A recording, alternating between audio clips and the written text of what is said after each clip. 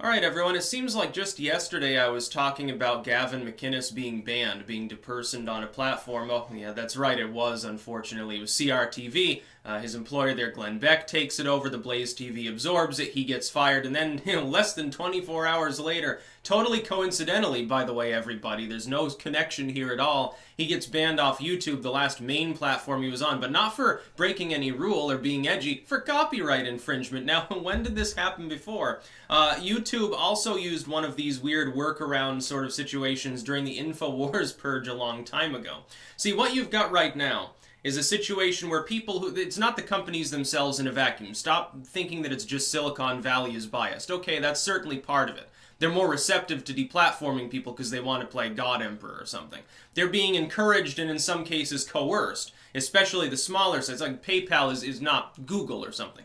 Other sites that are auxiliary to the mainline sites that provide services for them are being approached by large numbers of outrage mob individuals, you know, the worst of us in society, and they will target all of a person's platforms in a short order. And the reason you do that, instead of doing it one by one, or just hitting them off a platform or something, is if you can manage to deperson them off of all the mainline internet sites in one go, you can demoralize them, hopefully, number one. It's pure Stalinism, basically. Demoralize them, get them to just quit, fucking give up. And you can also prevent them from being able to defend themselves, because a lot of these claims are false. Like, how do I know that these copyright claims are even true? He could end up fighting it off, but the thing is, because he's already been depersoned everywhere else, it's harder for him to get enough people going to challenge the validity, the veracity of those claims. We've seen this before. It happens over and over again. That's why financial deplatforming is a thing. Now, I'm optimistic in one sense.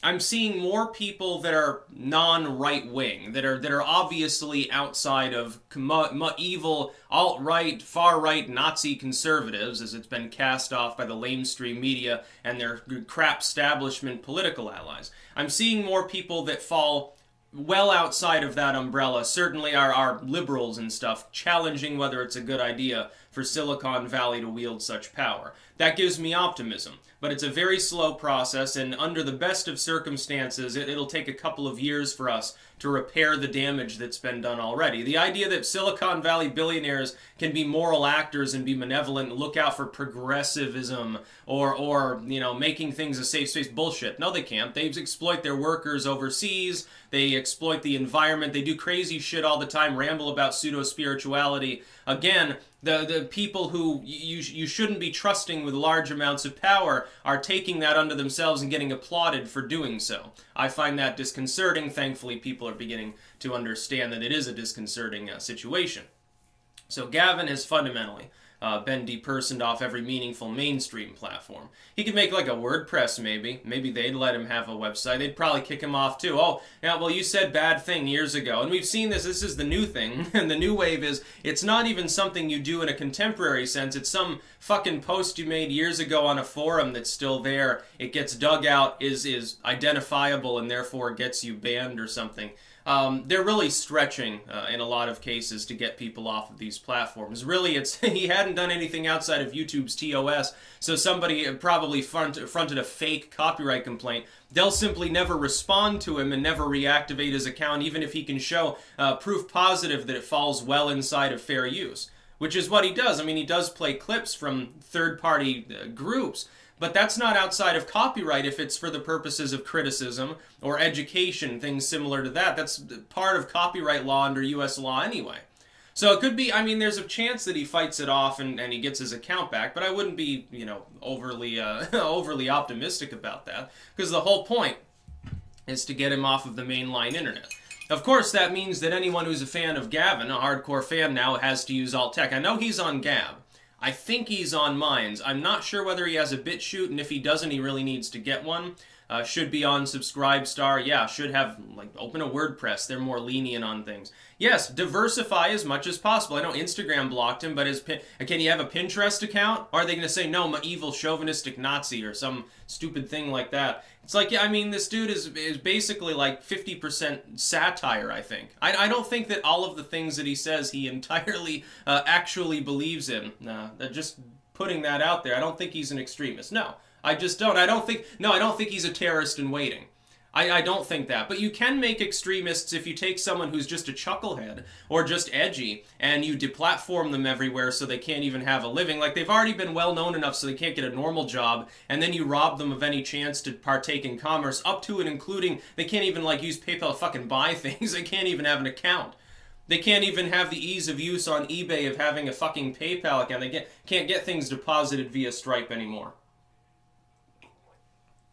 I think all financial institutions at the very least should have no choice but to serve anyone who's not engaged in criminal behavior.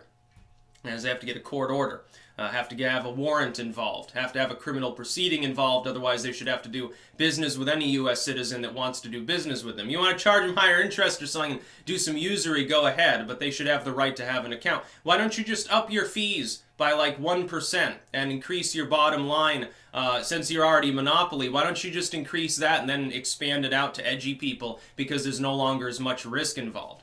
I think that's a crazy idea. I think it's a crazy idea that we're allowing Silicon Valley to do this. The idea that a person, literally, and I pointed this out last night, think what you will about their fucking views. The political views don't even matter. There are people on the left that are being depersoned too. Fucking don't give me that bullshit. Back in the Stalin era, you know, video reels, film reels, you know, back then those really old, weird, round manual ones for projectors and stuff like that. It's like it's like hand, in the commie sense, probably hand cranked, probably not even really a machine.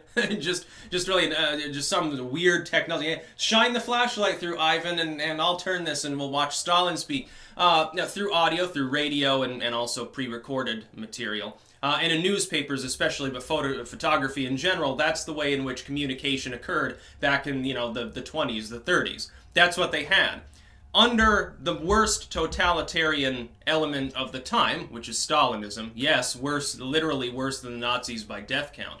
And the Nazis did this too, so obviously, yes, totalitarians like to control what you see and hear. Sound familiar? It's spoken of in 1984 and other dystopian novels as well. They used to airbrush photographs painstakingly in the archives. They would brush out someone who Stalin didn't want remembered that they even existed.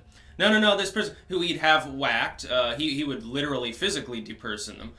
Probably killed him himself sometimes. And probably took glee in doing so and then drank their blood like fucking dictator of old from the medieval era. No, what would happen is that they would erase all memory that a person existed. They would also do what amounts to fiscal deplatforming, and it wasn't just the commies. The McCarthyists used to do this. They would make sure to spread the rumor to where a dissident was working. Hey, they're a commie. You should fire them. And it was seen as perfectly acceptable. People said, well, yeah, but commies are violent. They're horrible people. They want to usurp the United States, so we have to deplatform them. They can't be allowed to speak. They can't be allowed to have money and be a normal person. My goodness, they're trying to infiltrate mom and pop swell America. That was the whole point. Now they're doing it again, but they're using the excuse of a secret army of Russian pawns and Nazis and also people that are kind of like one or the other. They just have the wrong ideological views in one way or another, so we can't let them speak. And once again, it benefits those, again, those big businesses that branded themselves on the Star-Spangled Banner back in the McCarthy era. Oh, no commies allowed to drink our Coca-Cola. Our cigarettes are 100% capitalistic.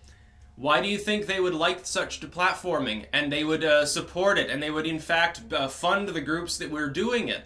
And they would browbeat anyone that didn't and try to deplatform them too. Some upstart comes and says, no, we don't care if our workers are socialists. Oh my God, we've got to shut you out. We're going to organize a boycott in your community. And it's going to be just fine, like it's all American and patriotic and shit. This has already happened throughout history. It didn't just happen then.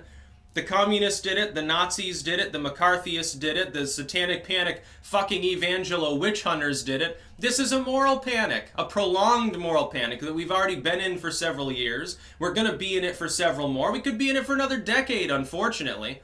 It's about time people realize the fundamental truth of the situation. Strip back all the ideology and look at it for fundamentally at its core what it really is. You are arguing that individuals that simply are rich and lord over major corporations should be able to choose what you see and hear.